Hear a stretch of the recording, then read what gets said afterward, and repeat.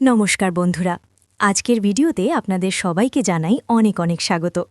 পারুলের আজকের পর্বে আমরা দেখতে চলেছি এক টান টান উত্তেজনাপূর্ণ মোড়। ভিডিওটি শুরু করার আগে একটি অনুরোধ, ভিডিওতে একটি লাইক দিয়ে আমাদের চ্যানেলটি এক্ষুনি সাবস্ক্রাইব করে নিন, যাতে আপনার প্রিয় সিরিয়ালের কোনো আপডেট মিস না হয়।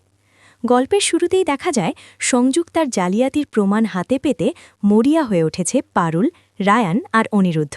তারা চন্দননগরের সাইট ভিজিটের আড়ালে থাকা ভয়ঙ্কর এক গোপন মিশনের কথা জেনে যায়।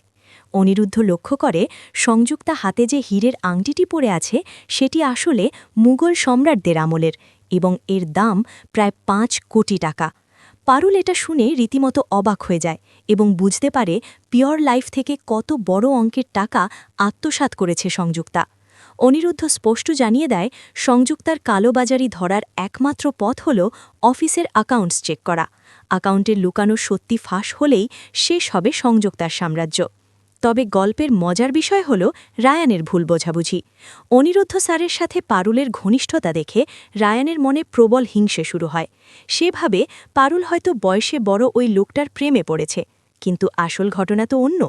পারুল বুঝতে পেরেছে যে অনিরুদ্ধ স্যার আসলে তাদের পিসিমণিকে পছন্দ করেন, আর তাই সে তাদের দুজনকে এক করার সুযোগ খুঁজছে।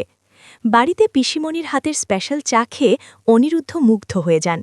তিনি পারুলকে জানান, মা মারা যাওয়ার পর আজ প্রথম কেউ তাকে এত যত্ন করে চা খাইয়ে সাবধানে যাওয়ার কথা বলল। এরপরই শুরু হয় আসল অভিযান।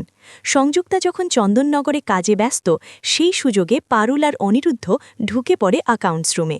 ফাইল খুঁজতে গিয়ে তারা একটি রোমহর্ষক তথ্য জানতে পারে। শোনা যায় আগের অ্যাকাউন্টেন্ট নাকি এই রুমের জানালা দিয়েই ঝাঁপ দিয়ে আত্মহত্যা করেছিলেন। কিন্তু কেন?